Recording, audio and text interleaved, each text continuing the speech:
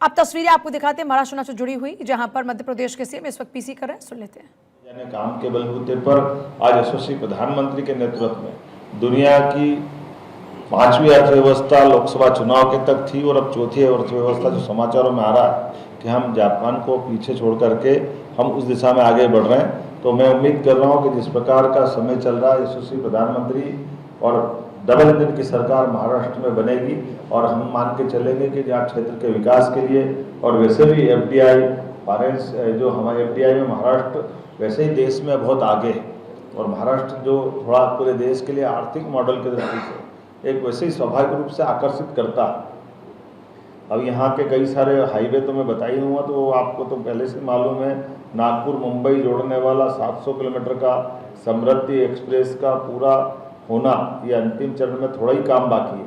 जैसे ही चालू होगा तो उत्तर महाराष्ट्र, मराठवाड़ा और विदर्भ के 10 जिलों को जोड़ने वाला एक्सप्रेस वे 55,000 करोड़ का प्रकल्प है।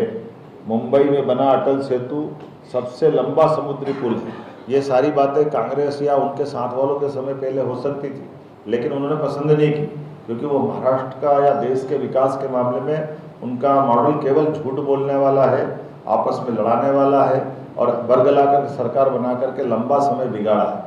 आज समय इस बात का है कि हम दुनिया के सामने दुनिया का सबसे बड़ा लोकतंत्र और आबादी की दिशा में भी दुनिया का सबसे बड़ा देश आज हमारा हुआ है। ऐसे में दुनिया का सबसे युवा देश भी है।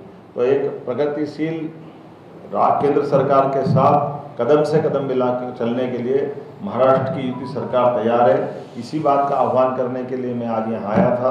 मुझे इस बात का संतोष है, लगातार जब मैं घूम रहा हूँ हर जगह रिस्पांस बहुत अच्छा है और निश्चित रूप से भारतीय जनता पार्टी की सरकार अपने महायुति की सरकार के माध्यम से हम सब यहाँ महाराष्ट्र में बनाने जा रहे हैं। और आप सबसे भी अपील करता हूँ, आपके माध्यम से मेरी कई बातों के आधार पर आप अपनी बात को नीचे तक पहुँचाएंगे। सारी बातें जनता समझ चुकी है और इसी कारण से अब ये मन बना है कि महाराष्ट्र में पुनः एक बार महायुति की सरकार बनेगी। इसके पहले झारखंड भी मेरे दौरे हुए। ये दोनों राज्य सरकारों में हमारे जितने उपचुनाव हुए, 2 उपचुनाव हमारे मध्य प्रदेश में चल रहे हैं, राजस्थान या कई राज्यों में उपचुनाव चल रहे हैं। सभी दूर जो माहौल बना माननीय मोदी जी की तीसरी सरकार बनने के बाद विश्व की सबसे बड़ी पार्टी भारतीय जनता पार्टी है और जनता का पूरा भरोसा भारतीय जनता पार्टी के पक्ष में।